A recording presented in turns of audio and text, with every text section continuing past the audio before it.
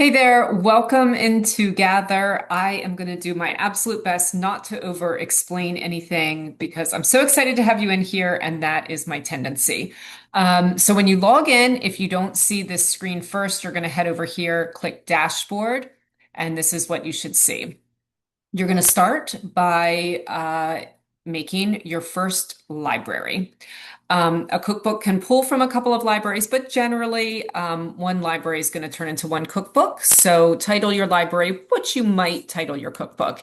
In this case, I'm going to say the Hadid Family Favorites, and I'm going to say all our best recipes from guests of the Storied Recipe podcast. Um, Now here you can add some tags that you might want the recipes and images and other files that you upload to be sorted into. You can add these later, so don't worry about it too much. In my case, since I know this is going to be a family favorite cookbook, I might just add the names of my kids. But because I want to move on, I'm not even going to add all my kids. I'm going to move on and show you how easy it is to add more later. So here we go. This is creating my library for me, the Hadid Family Favorites Library. And I'm about to start uploading artifacts, but before I do that, there's one little detail that'll make things a little bit easier later on. It's easy to adjust this if you don't do it right away. But if you'd like from the very beginning, if you know how you want to standardize your recipes, you can set that right now. So when I upload a recipe, if I know for sure that throughout my cookbook, I want anytime I'm using a teaspoon for it to say just TSP, I can set that here. So again, when I upload a recipe, whether it has tea, just somebody hand wrote that, or maybe if I got it from a website and I'm uploaded a PDF and it has it written out as teaspoon, whatever you set in here as your standard measurements, our system will translate to that. So I might just go ahead and do some of these. I'll keep cut, but the others I will. Um, Sorry about that. The others I'll adjust, and you can do that throughout these different types. Okay, so once I've done that, sorry, my screen here is a bit of a problem. My face is a problem. Then I'm going to go ahead, open the library, and start to upload. So of course, the main point of a cookbook is recipes, and that is the most exciting feature to show. So I'm going to start with that and upload a recipe. I could go into bulk mode if I want to um, let's say, for instance, when I did do a sample cookbook with recipes from the Storied Recipe guests, I downloaded maybe like 20 recipes from my website as PDFs and was able to do that all at the same time. In this case, I'm just going to show you one. So I'm going to browse for a screenshot that I took of a handwritten recipe from my friend Tracy Young. I'm going to open that up. So this is just on a recipe card, which you'll see in a minute. Yours is going to look a little different than this just because I have a developer's version here. Okay, it's now standardizing the ingredients. So you can see this recipe card. I don't know if you can see. That's what I am uploading. And now I can add a tag. So this is my favorite. I might add that. It came from my good friend Tracy. So I might add that tag if I have a lot coming from her, for instance. And it's a cookie, so I might add that tag. Again, you can add these at any time, so don't worry too much. Now, here's the exciting part. You can see that with no entry from me, our software Gather was able to pull all of the ingredients and not just that, but actually standardize them the way that I asked it to, and the instructions and anything else that was on the card. So the cook time, creator name, all of that. I'm going to go ahead and add that now.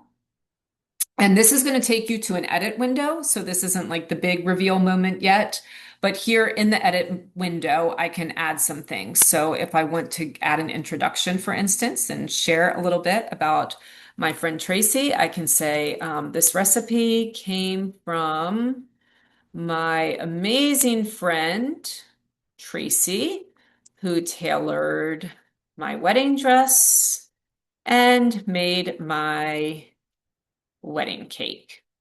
She also taught me one of my favorite tips when you're busy. Just ask yourself, what's the next thing?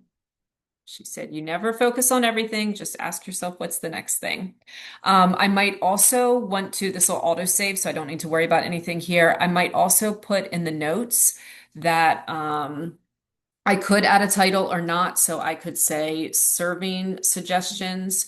I could say, we love to have these cookies with coffee. Who doesn't? Or tea. We could do tea too. If I don't want to show that as serving suggestion, I can just click that off. But again, okay, let me not over explain. Let me not over explain. And then we'll go ahead and preview what this is going to look like in the cookbook. So it's a bit short. There's some white space at the bottom, but this is exactly the recipe page that would get inserted into your cookbook. If you see some errors on here, so for instance, I noticed that on the recipe card, it didn't say how many cookies it made. So up here, the yields is 0. I can always just go back to the edit and I can put right here that it yields 24 cookies. And I can go ahead and preview that again. And uh, it's going to update in a minute.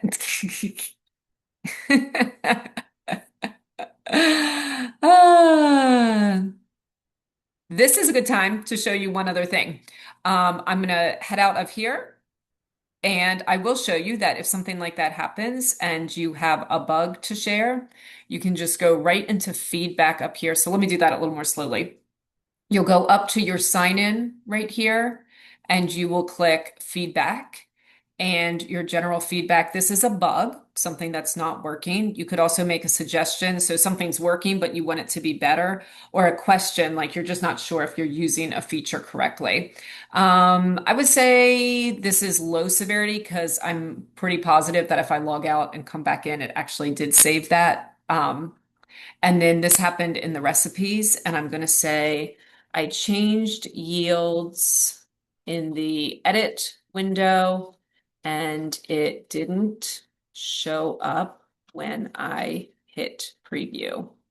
No way. You could have taken a screenshot to prove what happened. I didn't, so I'm going to click that feedback and we will get that. We'll also be talking about all of these and side by side. It's really important to me that I'm in regular contact with you guys. We'll talk about how to do that, but you can always submit feedback that way. All right, so that's how you put recipes in. The next most important thing, the only other thing I'm actually going to show you in this quick start video, because everything else is pretty self-explanatory and we will be talking about as we go through the side-by-side program, is how to upload image files. So I'm going to move this out of here. And I'm going to upload a couple of chocolate images of some fancy chocolates that one of my podcast guests made.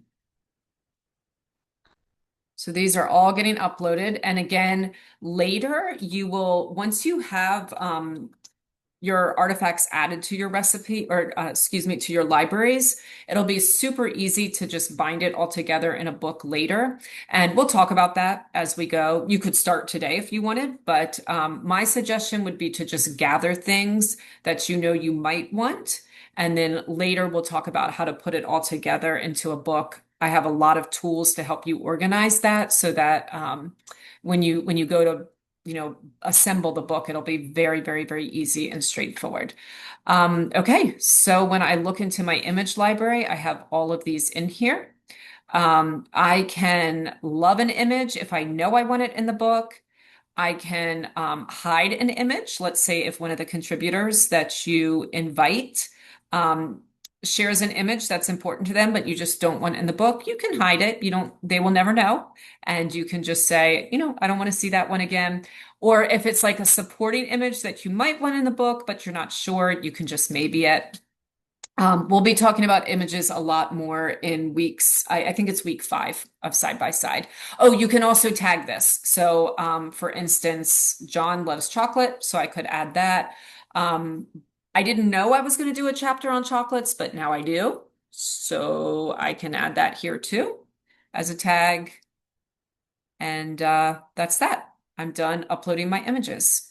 So that is all that I wanted to show you here in this quick start video. You can add as much as you want using your own account. You can play around with these. Yours is going to look a little different because, again, I have a developer's version over here.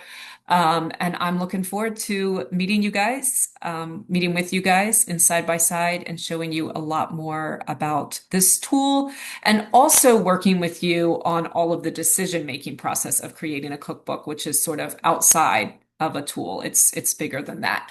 Can't wait to work with you guys. See you soon. Take care. Bye.